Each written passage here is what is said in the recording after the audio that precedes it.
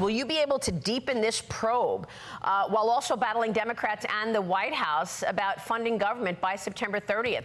Walk us through your scenarios that you expect. Do you think we'll see a short-term continuing resolution while you finish the appropriations process? I don't believe we'll have enough time to pass all the appropriation bills by September 30th. So I would actually like to have a short-term CR, only to make our argument stronger. Because, Maria, if we shut down, all of government shuts it down, investigation and everything else, it hurts the American public. And that was House Speaker Congressman Kevin McCarthy with me last week on this program. As a showdown awaits Congress in Washington in the coming week, says the government faces a funding deadline of September 30th to pass a budget for the new fiscal year or face a potential government shutdown. House Republicans want limits on spending, while the Biden administration is asking for more spending, even as Americans grapple with red-hot inflation reaching a 40-year high under the administration. The Biden administration. Joining me now in this Sunday Morning Futures exclusive interview is New York Congresswoman Claudia Tenney, who sits on the House Ways and Means Committee. Congresswoman, it's great to see you. Great to see you, as Thanks always, so Maria. much for being here. You heard what Kevin McCarthy said, that he thinks he would like to have more time to finish the appropriations process. 11 bills are left to finish. Obviously, that's a hard act in 2 weeks' time. What do you think happens here? Look, I think we all would like to see all 12 appropriations bills passed on regular order and go to the Senate and have them pass them on regular order. But that's not really a realistic thing at this point. So I think while we continue to negotiate, and it proves we need a little time, it took a little time for Kevin to be Speaker, too. But in the end, we've been able to pass most of our agenda. We're just waiting on Chuck Schumer to wake up and recognize that the American people are looking for representation in the Senate. You know, put the bills on the floor and let's get a vote.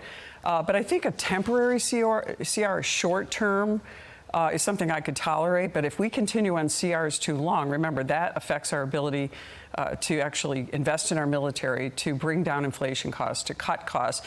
And one of the things that was promised by the Democrats and Joe Biden when we did the debt ceiling bill was that we must pass all 12 bills on regular order, and if we don't, we have to cut 1% out of our budget, which has never been done in the history of the United States. So if we can get those 12 bills passed, I think it's going to be a good thing for us. But it's going to be, we have a diverse and interesting Republican conference with a very slim 5-vote majority. So it's going to be challenging. Tell me about the priorities of the members and leadership in terms of these spending bills. For example, a lot of people talking about the power of the purse. The majority has the power of the purse. You can hold back money to the FBI, for example, after all of the bad behavior we're talking about and reading about. Is that in the cards? I think it's a great idea, and I think a lot of people are advancing it. I fully support cutting off certain funding for various groups. I mean, the FBI is out of control, completely corrupt, slow-walking this Hunter Biden investigation. We see that they intervene to shut down people on Facebook and Twitter and now X or whatever it is. But also, you know, the laptop. I mean, they shut down the New York Post and Miranda Devine's bombshell discovery of the laptop from hell, the Hunter Biden's laptop, which, by the way, is true. You know, those 51 intelligence agents all are getting sued. They should be charged. And then we have a Department of Justice under, I think, the most corrupt Attorney General we ever had. I call him a dirty cop, Merrick Garland, for what he's been doing, not prosecuting people like and allowing the investigations to go forward. I mean, we have incredible evidence in plain sight. This evidence is in plain sight. It's not like the Nixon era where, you know, there were some people that worked for Nixon that committed a crime and then he covered it up. This is the Bidens committing crimes in plain sight and him engaged in the cover-up using the FBI and the DOJ, and they're all willing parties to this. I think they all need to go. I've actually called for the impeachment of Merrick Garland because he's sort of the head of the snake. That will allow us to continue with the investigations. Attorney General, who's been named Special Prosecutor Weiss, should be recuse himself and step down. He's already proven that he can't do this investigation. He's been part of this phony Hunter Biden deal. So those are priorities, of course, and we can use the power of the purse.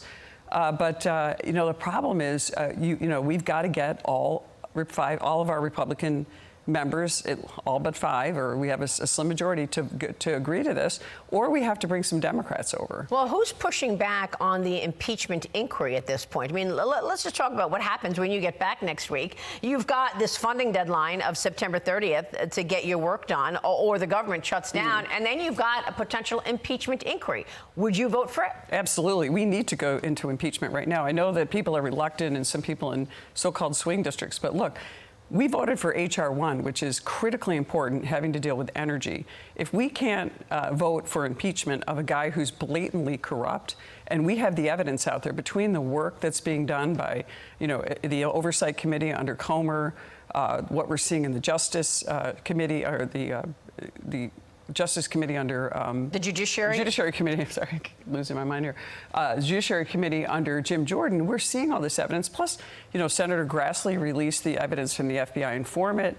You have all this information. It's not like it's not there. It's there, but the Biden administration under Merrick Garland are doing everything they can to slow walk and hide it. How hard will it be, though, to manage the spending and try to get agreement on some of your appropriations bills while also launching an impeachment inquiry into President Biden? We have to do it all. I mean, these are tough times, and they call for tough measures. We have to be involved in all of it. Well, let's talk about the implications of this potential influence peddling and charges of bribery against Biden. Here we are every day talking about communist China and its goals to become the #1 superpower, overtaking the United States, and this massive surveillance program underway.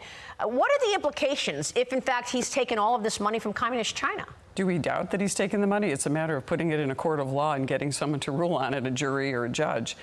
Look, it's a problem. China is not just an adversary. They're an enemy in many ways. Look at what they've been doing to us, whether it's the spy balloon, their influence all around the world. And they're leveraging the South China Sea. I was just recently on a trip there, and that is a real issue. But we have to go after the head of the snake. We have to do this. And I don't see how we move forward without impeachment inquiries to go after Biden. It's not just bribery. There's money laundering. I mean, I think, and it's my theory, and I don't think it's going to be disproven. I think it's just fact. And I think we've discussed this before, Maria. This is Joe Biden using his son as a proxy. You have all this money going to the Biden family, not because they're all experts. Certainly, Hunter Biden's not an expert on energy. Devin Archer was on the Burisma board with him, the Ukrainian energy company. The prosecutor was fired. And let me tell you something. Joe Biden is an arrogant guy who can't control his mouth. And that's what I think that everything about that reveals exactly who Joe Biden is. And I'm not sure why the Democrats are rallying around him, although they're starting to say maybe we need to throw him to the curb because they're going to be doing other things. Have you identified specific decisions that Joe Biden has made that he was paid for? Because I know that the Burisma situation is one of those that the House Oversight Committee is talking about him being paid for getting Victor Shokin fired. And by the way, that's what Victor Shokin said as well. But what about things like canceling the China initiative, allowing thousands of Chinese companies to trade on U.S. exchanges and not follow Securities and Exchange Commission rules? Was he paid for that? I think a lot of that could definitely be proven if we could track the evidence, cross the T's and dot the I's. Some of the suspicious activity reports showing these transactions and the money being transferred around in a very complex web just shows again that they were trying to cover this up. But remember, there's also like text messages and things that haven't come out that have come out but aren't being emphasized. There was the text message between Hunter Biden and his daughter saying, "Don't worry, you're going to get all the money this time. I don't have to split this one with Dad." I mean, why aren't we all talking about the fact that this is how they used his position to enrich themselves, to enrich their family? That's money laundering. There's bribery, of course, that I think we could prove.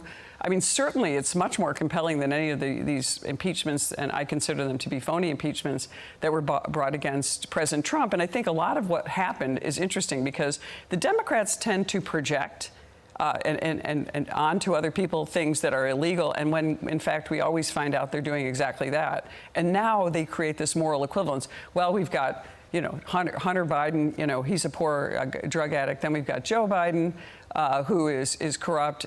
But we have President Trump who's getting indicted. So they create this sort of moral equivalence where the American people, if they don't get the information, think, well, you have two people who are equally corrupt. When the actual charges against President Trump are really, very suspect. And obviously, I think they're doing this just to try to create a media story to create that moral equivalence. Or maybe bleed him dry of any money to be on the campaign trail. Nobody could really tell us what's going to happen with all these indictments for Trump. Do you think he will be the nominee? I'm not sure what happens. I worry, though. I think it's so horrible what's happening to President Trump. I hear about it even from people who might not be fans of President Trump, that they see what's going on with our justice system. He's likely going to be the nominee. It's going to be challenging, though. He's got to, try to fight off these legal challenges and run a campaign, raise the money he needs to run a campaign. And then, my issue is obviously election integrity. If you look at these swing states, it's going to be challenging because the Democrats have already put a ton of money into vote harvesting, you want to call it vote trafficking schemes. They view us not as voters. They view us as process. So we basically have voter ID numbers that they get to vote. You watch even the debate, which was kind of fun and everything, but we talk about policy and good candidates and who's friendly and who we want to have a beer with. The Democrats are busy working on process. So maybe they're just doing it better. Yeah, they do. They focus on process because, look, you can get people like Joe Biden elected. How do you get a guy like Fetterman elected a senator in Pennsylvania?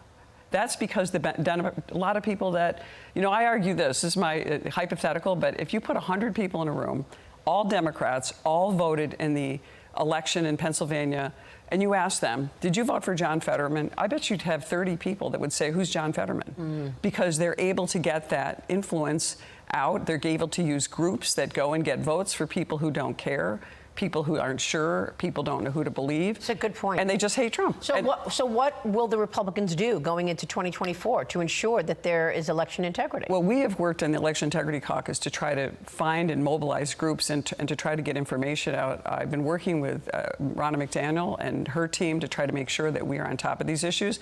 But it's not going to be just the RNC. It's going to be everyone, and state Republican attorneys general. It's going to be Republican chairs, people across the country, especially in those swing states, really standing for election integrity, not being bullied by the Democrats. And so basically this entire charge against Trump is, if you challenge election integrity, we're going to prosecute you. Yeah. And that's why this is so critically important. That's why Trump has to win these suits. Yeah. It's great to have you this morning. Yeah, Thanks thank very you so much. Congresswoman Claudia Tenney joining. Hi, everyone. I'm Brian Kilmeade. I want you to do me a favor. I want you to click to subscribe to the Fox News YouTube page. This is the only way that I know for sure that you're not going to miss any great commentary, any great news bites, any great interviews coming your way on Fox. You can get it all here on YouTube. So subscribe right now.